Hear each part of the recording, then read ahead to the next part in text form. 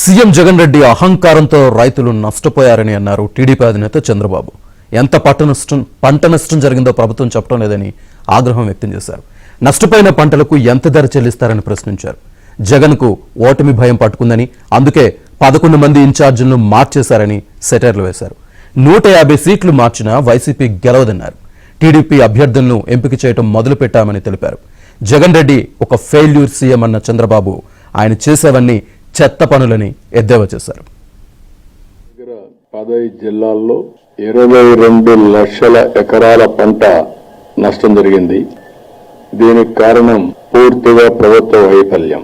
కానీ ఆ ప్రాజెక్ట్ నేను చేశానన్న ఉద్దేశంతో ఈ ముఖ్యమంత్రి ఈ 4 ఏళ్లు 5వ సంవత్సరం కూడా ఆపరేట్ చేయలేదు. ఎప్పుడు కూడా ప్రాజెక్టులు కట్టడం ఎంత ముఖ్యమో, ప్రభుత్వ ఆస్తులు నిర్మాణం చేయడం ఎంత ముఖ్యమో, ఆ ఆస్తులను మెయింటైన్ చేయడం కూడా అంతే. వర్షాలు వచ్చినప్పుడు సరిగా మెయింటైన్ చేయకపోతే ప్రాజెక్టు మీద నీళ్లు ఫ్లో అయినాయి.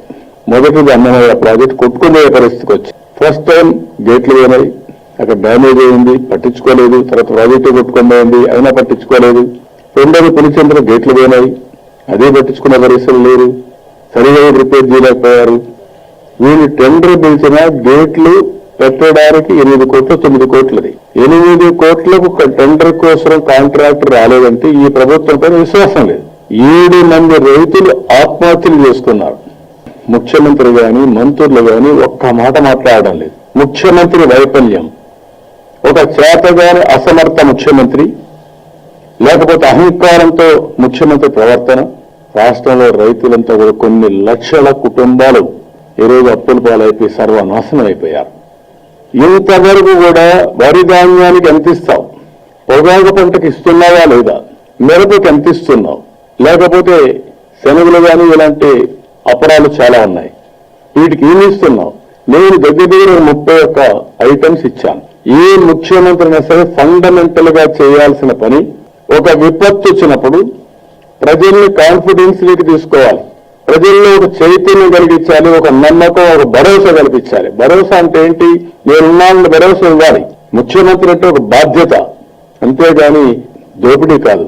ఎన్ని లక్షల ఎకరాలు నష్టమైందో చెప్పమని అడుగుతున్నాను ఈ ప్రభుత్వాన్ని.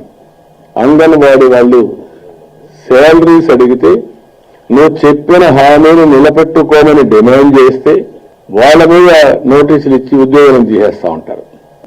అంగన్వాడీ టీచర్స్ కి న్యాయం చేసే బాధ్యత తెలుగుదేశం పార్టీ తీసుకుంటాం. వాళ్ళు చేసే న్యాయమైన పోరాటానికి పూర్తిగా సహకరిస్తాం. జగన్ మామూలుగా లెక్కలు తారుమోరైపోయినాయి. 175 సీట్లు గెలిచిపోతామని సంకలకరేశాడు. ఓటమి భయం పుట్టుకుంది.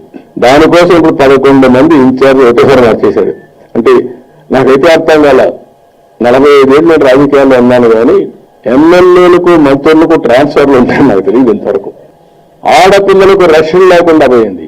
రివోల్ట్ అయి తిరుగుబాటు చేసే పరిస్థితి వస్తే అందరినీ ట్రాన్స్ఫర్ చేస్తాడంట. 5 మంది దళితులు ట్రాన్స్ఫర్ చేశాడు. 150 మందిని మార్చిన నువ్వు గెలవు. లేదంటే ఒక తెలుగుదేశం పార్టీ ఎలక్షన్ కాదు, తెలుగుదేశం పార్టీ జనసేన పొత్తు పెట్టుకుని మా ఇద్దరు ఎలక్షనే కాదు. ప్రతి ఒక్కరి భవిష్యత్తు, రాష్ట్ర భవిష్యత్తు, భావితరాల భవిష్యత్తు కూడా ఈ ఎన్నికల పైన ఆధారపడింది. అనౌన్స్ చేస్తాం ఎంత వీలది. ఇప్పుడు పొత్తులు ఉన్నాయి, అది కూడా పక్క సీట్లు అడ్జస్ట్మెంట్ అవన్నీ చేసుకోవాలి. రెండోది క్యాండిడేట్ల అభ్యర్థులను ఎంపిక చేసుకోవాలి. ముందు వారిగా ఉండదు, రైట్ టైంలో కొంత అర్లీగానే చేస్తాం. మునిగిపోయే పడవను దూకేయాలనుకుంటారు కదా, అది తప్పే ఉంది. అందరికీ తెలుసు ఆ పడవ మునిగిపోతుందని.